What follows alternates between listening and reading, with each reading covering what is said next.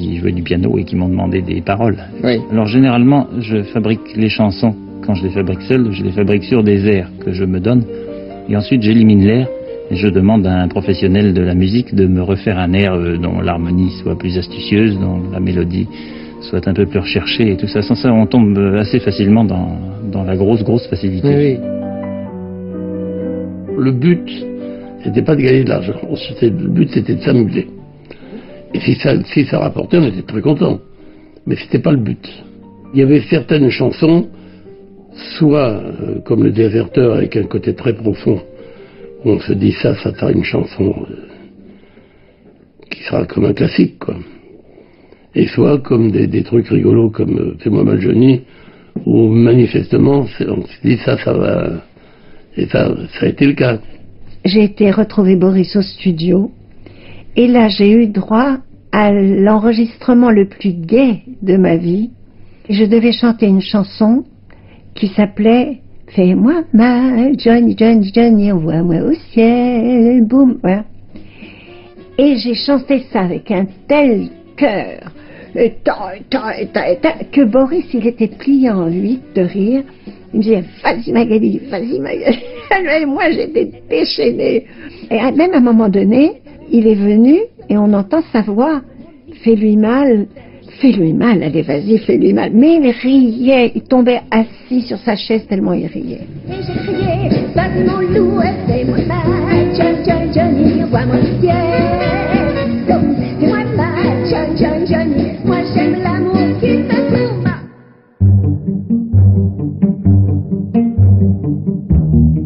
Mais sur le moment, Vian a tant de difficultés à trouver des interprètes qu'il décide de chanter lui-même ses chansons. Il entame un tour de chant de plusieurs mois en 1955, un exploit pour cet introverti de toute évidence mal à l'aise sur les planches. C'était un défi, il aimait bien les défis aussi. C'était un truc, tiens, je vais chanter comme de rouler vite en bagnole, comme de souffler fort dans une trompette, comme d'écrire du rock'n'roll alors qu'on n'aime pas ça.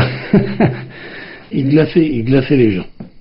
Il avait cette espèce de stature, il avait toujours un complet gris, un peu maou là. Puis physiquement, il impressionnait les gens, il leur faisait même peur un peu. Hein.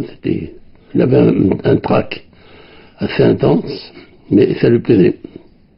Il était tétanisé, il était terrorisé sur scène. Il était pas chanteur, mais il chante bien, quoi. Il a un manque d'intonation dans la voix, il a une voix blanche comme ça qui est assez particulière. Je suis snob, c'est vraiment le seul défaut que je gobe. Ça demande des mois de turbin, c'est une vie de galérien, mais quand je sors avec Hildegarde, c'est toujours moi qu'on regarde, je suis snob.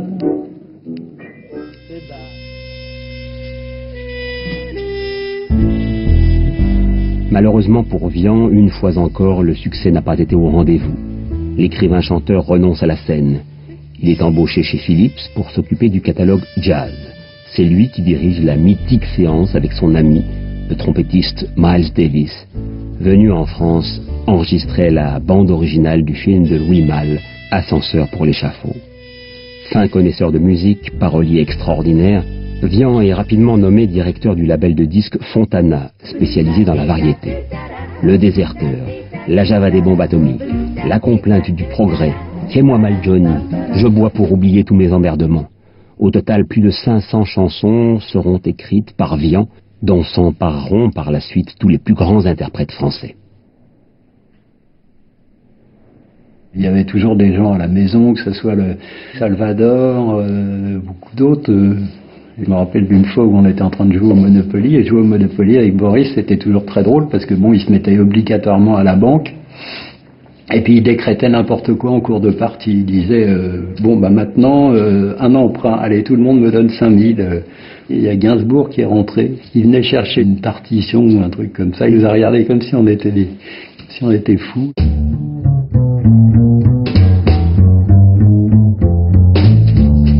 La cité Véron reflète l'univers de Vian, son éclectisme, sa culture et son humour. Il gagne enfin correctement sa vie, qui ne l'empêche pas de multiplier les activités annexes. Chroniqueur musical pour Jazz Hot, auteur de pièces de théâtre, de spectacles musicaux, traducteur, compositeur. Il joue même une quinzaine de petits rôles au cinéma.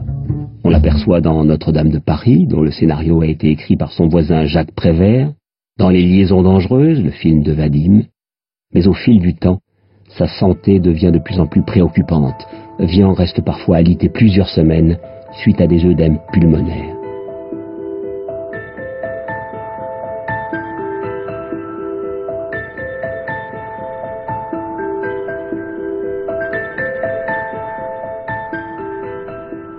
Il y avait un médecin qui lui avait dit, écoutez, cher Boris Vian, si vous arrêtez ce métier, si vous quittez Paris, si, vous pourrez vivre tant d'années. Il dit, mais moi je m'en fiche. Je peux continuer à vivre comme ça, et si je dois vivre 8 jours, 8 jours ça me va. Il avait une telle vitalité, une telle force. Il traduisait un bouquin comme ça en 2 jours, 2 nuits sans dormir, pratiquement sans manger.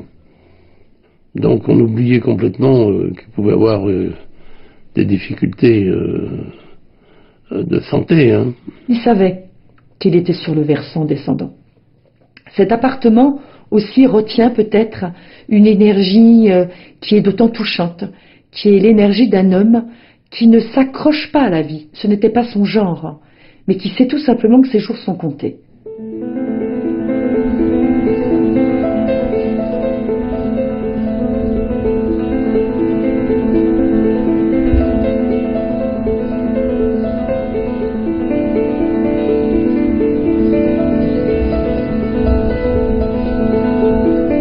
Au mois de juin 1959, Prévert et Vian organisent Cité Véron, sur leur terrasse commune, une fête mémorable dédiée à l'intronisation du baron Mollet, nouveau chef du collège de pataphysique. C'est l'occasion de réunir les pataphysiciens, ces adeptes de la science des solutions imaginaires inventées par Alfred Jarry et expliquées par Boris Vian. Un des principes fondamentaux de la pataphysique est celui de l'équivalence des contraires.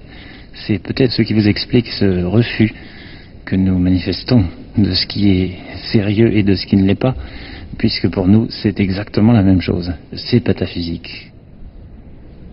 Les fêtes du collège sont très organisées dans les discours, dans l'élaboration. On y chante, etc. et pas n'importe quoi. Du reste, Jacques Prévert va rédiger un texte sur une musique de Mendelssohn, etc., etc. Et puis, on va faire venir des caisses de champagne et ça s'appellera la champagne acclamation du baron Mollet. Et c'est la dernière grande fête que Boris Vian partagera avec le collège.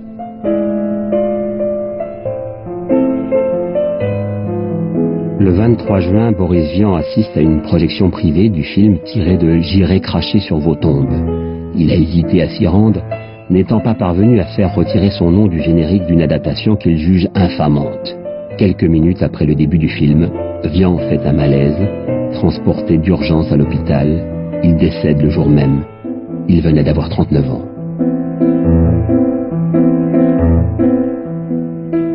La dernière fois que j'ai vu Boris, il était couché, allongé, très pâle, très pâle.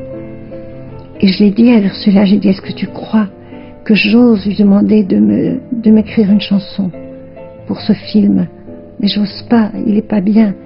Ursula m'a dit, si tu peux y aller, mais tu ne restes pas longtemps, Magali. Après, tu t'en vas. Oui, j'ai demandé à Boris, et il m'a écrite cette chanson, qui a été la dernière qu'il m'a écrite. Ça me fait quelque chose de vous raconter ça, parce qu'en plus je suis dans sa maison. Je peux vous la chanter?